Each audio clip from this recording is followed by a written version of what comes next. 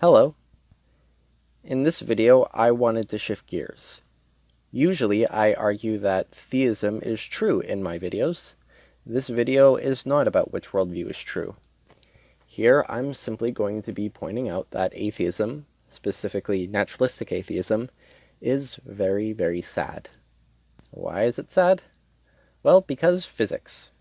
Imagine the following setup. I have a battery. It's powered by a hand crank generator.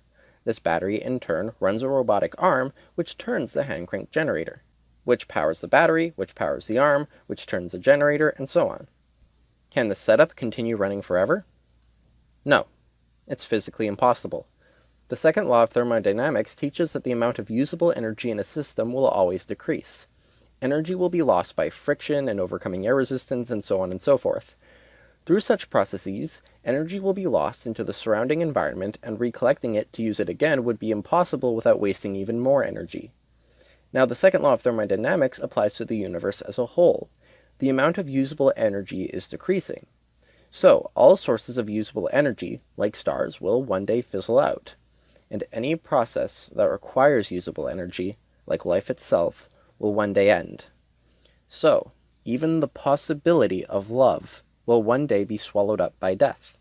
Any work of art, any person you love, and all civilization itself will succumb to death one day or another. The universe in its entirety will one day be completely cold and completely lifeless.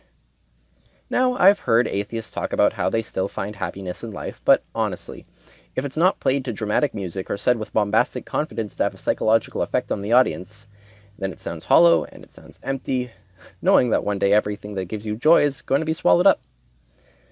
Now, at this point, the question I would be expecting from an atheist is, so what? Life sucks, but I care about truth. How I feel about things doesn't change the way reality actually is. And looking at reality, I'm not convinced that there is a God. If that's true, good for you. But I can't believe that that's the whole story for most atheists. You see, when I debate atheists, I see quite clearly that atheists really are emotionally and psychologically invested in their worldview being true.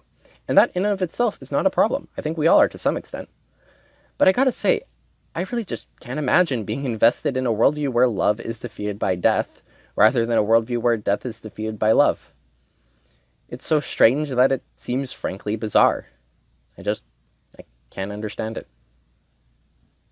That's the end of this video. Thanks for watching.